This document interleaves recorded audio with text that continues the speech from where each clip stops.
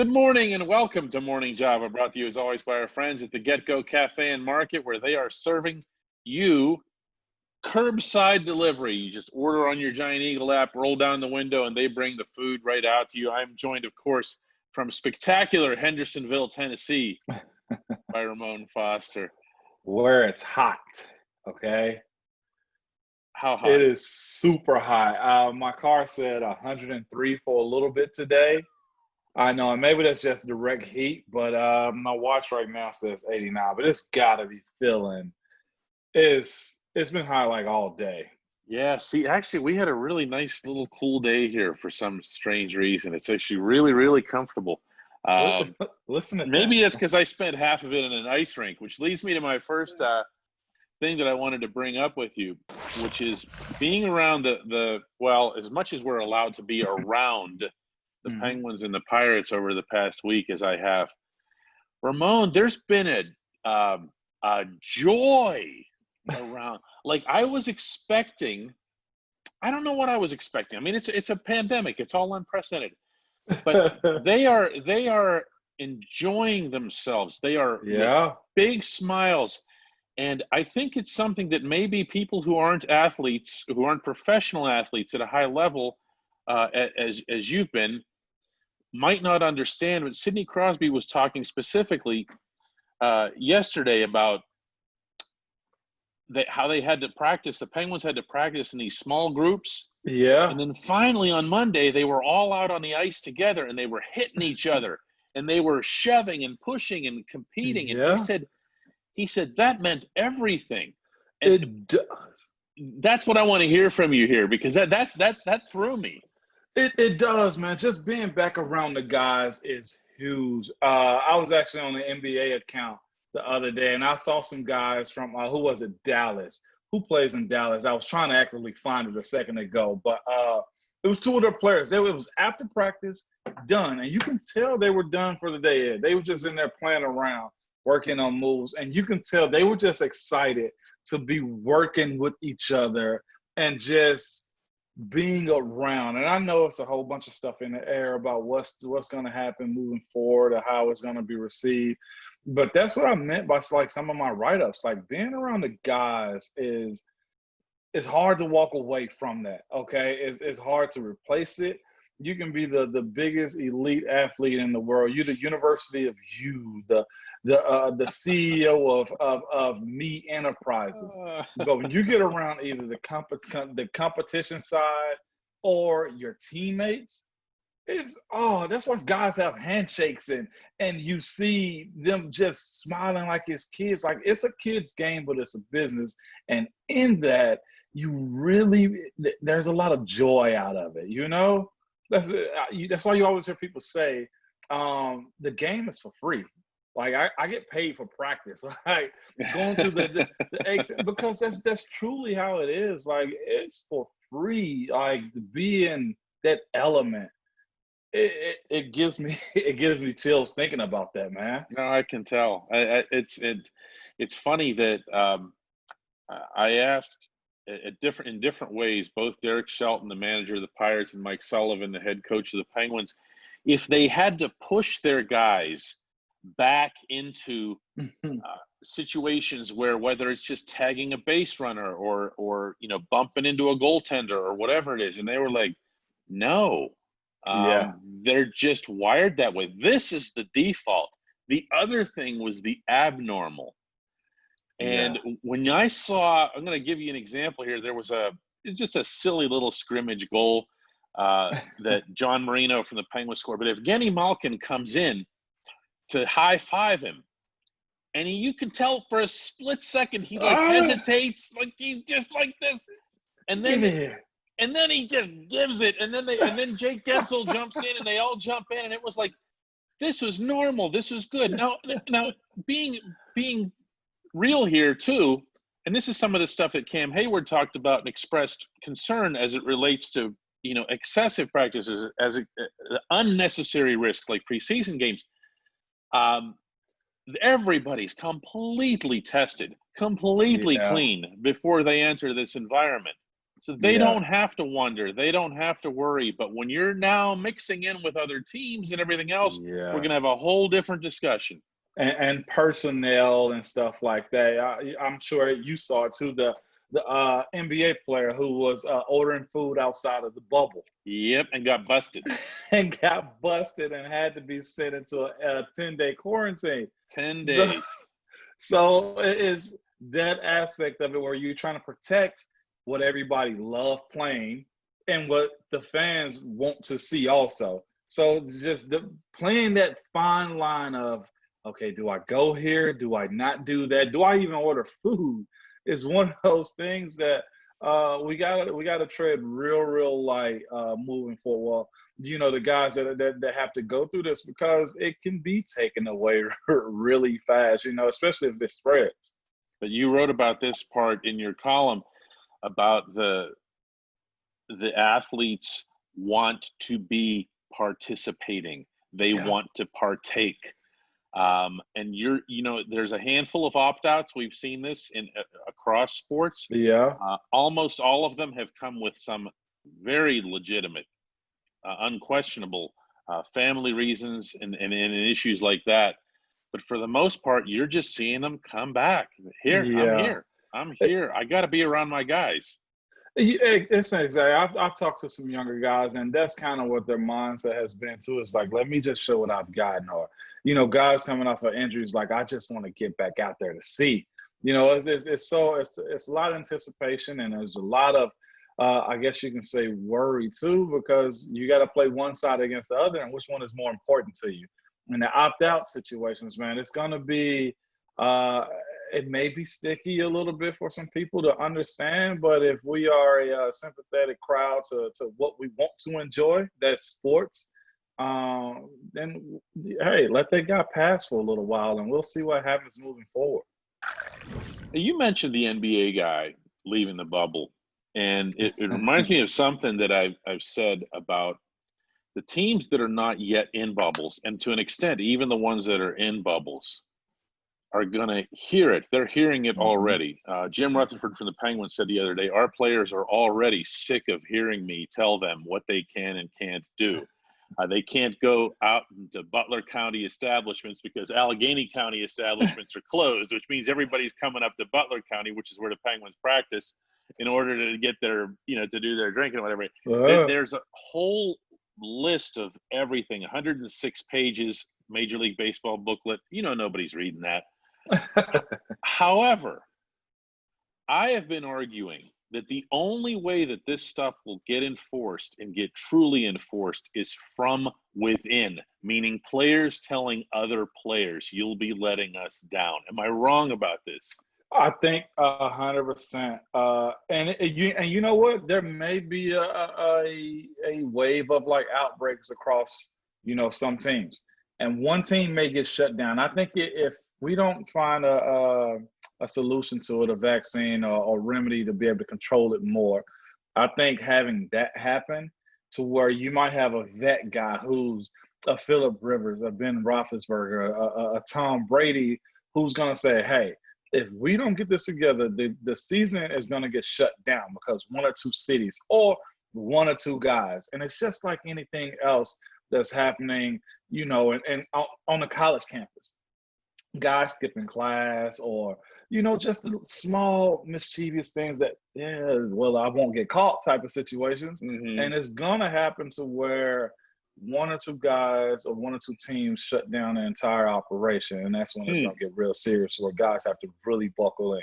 And I think that's kind of what we're going through a little bit here in Tennessee, to where our numbers are kind of jumping up a little bit. And we're probably going to retract back to phase one if we don't get this under control. And sometimes you just got to touch the hot stove to see how hot it is. And that's where I can see it. It's got to be self-imposed, and guys got to see the reality of it. Well, not everyone does that. So take me into the Steelers room, and it's, the opening day of camp. And and I know that 99% of all of the discussion is going to be safety this, safety that. Yeah. Here's where you can go in Heinz Field. Here's where you can't. Here's what you can do. Who are the players in that room that take charge, because you know, again, some random person in a white coat comes in and starts telling everybody everything. Half are going to be tuning in, half are going to be tuning out. Uh, Yeah. who's in the room going to take charge of that? Coach Tomlin. And I think you kind of see it on the front I end. knew you were going to do that. I'm leading you to a It's, player, and I'm leading you to a player, and you take me to the head coach. I can go. I say Coach Tomlin, and I think as serious as it can get. I'm not sure what the structures of the tiers, where they're separating players, ownership, and staff. But I can see Mr. Rooney coming in speaking on it. I can see Kevin Colbert saying something about it. And one of the main people that kind of, will probably drop the hammer and saying, if we don't get this together, then I would probably allude to either Marquise or Cam. And that would be backed by a guy like Ben 100%. Yeah, I mean, it's probably going to take all of those, because once you get to the camp setting, there's really not that much mixing into small groups. Oh, I mean, there's going to be separate dressing areas, as we've talked about. But once you're on the field, there's going to be, I guess, depending on whatever the number ends up being, either 90 or 80. Probably ends up being 80. yeah. And a lot of coaches and one football field. Yeah, that you can barely split up. No, how you do that? Actually, where do you send the kickers? At least in Latrobe, you got to send them down to that far field by the steeple. Like, I can see them. You're right there. They're lone rangers over there. right. I honestly see them going across the field laterally more than anything. Because I'm not sure if you've seen it. The field unstriped, but it's actually really wide. It's probably about 75, 70 yards wide, I would think. Yeah, it can handle. It was designed to handle international soccer if needed. Yeah. Okay, so that's what I see them doing more than, like, I guess maybe having a 12-foot gap in between each section and stuff. That's the only way I see it working, as far as trying to get guys, get all those guys on the field and not be intermingled. And I think, well, they have to have GPS tracking. Let's say if one guy does get the virus, and right now there's so much technology on the field, we have trackers on this anyway. So I guess they can see, if, let's say, pod number 1 in the back of your shoulder pad see you around pod 72, and pod 72 then went to pod 17, then you grab all those guys and quarantine them. But it's just going to be, it's different, And I spoke about missing Latrobe. I didn't know I spoke about having guys not being around each other. Like, that's going to be a huge difference, to where you're going to probably have 1 or 2 buck the system, because naturally it's going to happen that way. It's man, I got to go see my massage therapist. Or, man, this food sucks tonight. What do we order? I'm like, yeah. It's right. You're not saying the chef's food sucks, but I don't disrespect them. But if they got to bring in, we saw what the NBA players were having. And I know I'm covering up a little bit. I know the South on the South side is good, but if it's not them, then who's going to bring food in, and how mundane does that get? And routines can bore you a little bit without seeing the finish line. And this one is going to be interesting. One of the greatest challenges in any professional sports setting, and I'm obviously preaching to the choir here, saying this in your direction, is the assimilation of younger new players. It's one thing when it's a new guy like Joe Hayden, or even a Minka, because he's already been a couple of years in an NFL setting and everything. When you're bringing in rookies in a normal setting, in Latrobe, the time that you spend with them, the time that team leaders spend with them, the time that Troy would spend with them when he was around, that was considered challenging by you guys. Now take that and multiply it by about 1 billion, and picture what Chase Claypool, Alex Highsmith, and these other rookies are going to be experiencing coming into this camp, seeing guys they've only ever seen in their lives on Zoom. Yeah. And then the way Zoom is set up, you don't see every face. Like, I learned people's names by being around them. I got to see you. Okay, I say, what's your name again? That's me, okay? I'm that guy. You tell me your name, I'm going to probably be like, what's his name again? So, but if I'm around you, I learn your name. But what these guys are going to go through is not normal. That's the simplest way of saying it. Is different, and I hope this year from next year they're going to see what normal looks like and they can adjust. But and then on top of that, so many other different changes. Being in the city opposed to being on the south side, like that's not normal for the way the Steelers do everything. And it's even, we talk about bringing in young guys. Let's talk about bringing in only 80 guys. Yeah. Think about the amount of talent that you're going to miss, because those 80, that 81 through 90, I mean, that 80 through 90 is probably your free agent guys, like the small school guys. Yeah. And me personally, I can only think about a situation that we ended up benefiting from one of those guys. He might not think of himself that way, but Isaac Redman was probably 80 through 90. Yes, okay? He was. From Bowie, running back. But he goes on to be red zone Redman and win games for us in Baltimore. And he's a third down back, and he's a Steeler alum.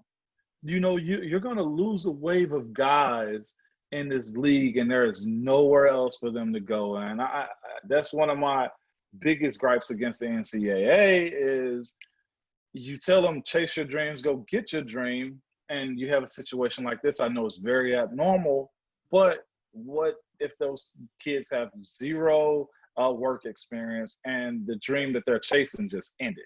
Well, okay, hang on. Let's take that and ride it then, because I hadn't heard it or really thought of it expressed in that term. But these players, and they are players until they're not. Yeah. Okay. And I'm sure they're thinking to themselves, I better have some other line of work set up here. But they have nowhere to go. Like in basketball, you can go overseas. In hockey, you can go to the minor leagues. Mm-hmm. Baseball, in baseball, you can go over to Japan and Korea and so forth. You have nowhere to go in football. You don't have, you can't, people think they just go to the CFL. You can't go to the CFL. The CFL has its own restrictions. They have X percentage has to be Canadian. Yeah. You have nowhere to go. Why is there not either a minor league football situation in the United States, or B, like you said, maybe the NCAA has some kind of forgiveness in this setting? You know what I mean? No, that it has to change. And to be truth be told, that's why I was rooting for the XFL.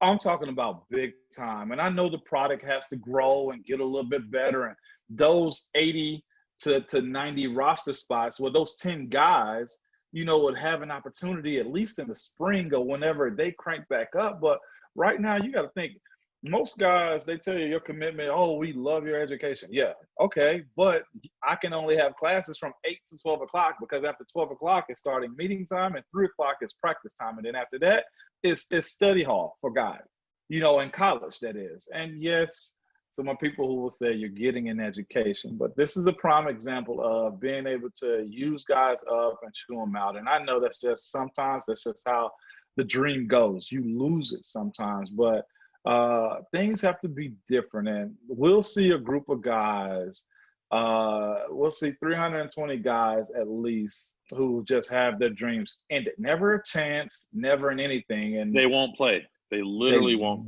play. Yeah. And I can't. I'm picturing in my head here a map of the United States, and I'm dropping 30 to 32 pins on it and saying, how could you not have minor league football in America? No, I'm totally serious. Don't tell me that wouldn't work. You just set up with like 10,000, 20,000 seat stadiums. We have minor league everything in this country, except the most popular sport, football. And don't tell me the NFL would object. I don't buy that for a second. The NFL embraced having the World League when it was in operation. There were players. I remember. Who ended up having, I covered a game between the Manchester somethings and the Amsterdam Admirals in Amsterdam. Yeah, for real. I'll tell you. I had an old college teammate of mine that played on the Amsterdam team. Gerald Riggs was on that team. There you go. Yeah, and a lot of those guys graduated and ended up coming over here. There's a lot of NFL coaches. The coaching tree that comes from the World League. I think the sport would be a lot better, safer, healthier if you had more people at the professional, underscoring professional, meaning they're getting paid, honing their craft. Yes.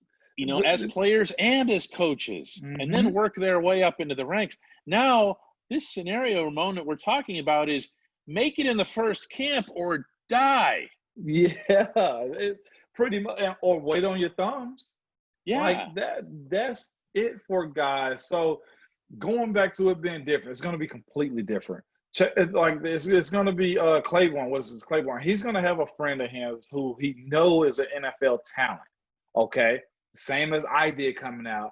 And my guys, my homeboys got opportunities, and he's going to talk to this dude who would have been one of those 10 players, and we're like, man, you could have made it here, but they can't see you. They can't see. Can't lay eyes on you. You have no chance. You have no chance, and you just wait on that phone call and hope. Well, not hope somebody either get the virus or somebody gets hurt. That's the reality of the business too. Is it'll be interesting, but I hope they get a chance to go back to it next year.